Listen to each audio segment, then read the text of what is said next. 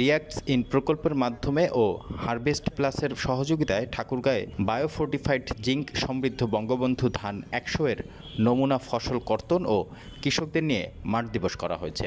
মঙ্গলবার দুপুরে RDRS বাংলাদেশের আয়োজনে ও বাস্তবায়নে রানীশংকৈল উপজেলায় কৃষক ও কৃষানীদের নিয়ে এ মাঠ দিবস করা হয়। এর আগে ওই গ্রামের প্রদর্শনী প্লট পরিদর্শন ও এক কৃষকের সিংহভাগ জমির ধান কর্তন এবং মড়াই করে ফলন পরীক্ষা করা হয়। তাতে ৩৩% 1 বিঘা জমিতে ফলন পাওয়া যায় 23 মণ ধান। পরে স্থানীয় কৃষকদের নিয়ে মাঠ দিবসে এক আলোচনা সভা অনুষ্ঠিত হয়।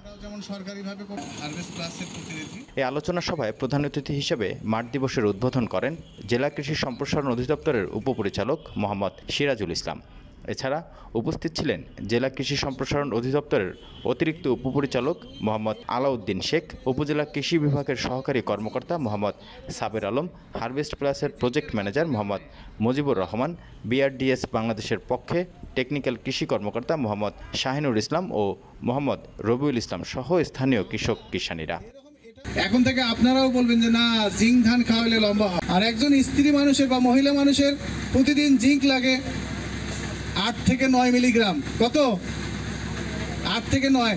আমরা অর্ধেক বা তার কম পাই। যে সমস্ত খাদ্যখানা খাচ্ছি তাতে আমরা অর্ধেক বা তার চেয়ে কম পাই। এই জন্য আমাদেরকে এই জিঙ্ক সমৃদ্ধ ধান, এই ধান আবাদ করে আমরা তাহলে আমাদের যে ঘাটতি আছে সেই ঘাটতি পূরণ করতে পারবো।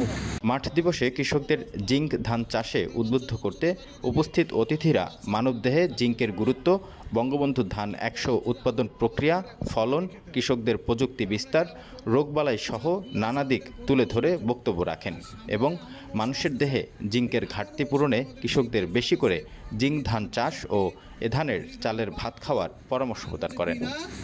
20, 20 এই তিনটা হচ্ছে আমাদের আমন মৌসুমের জাত।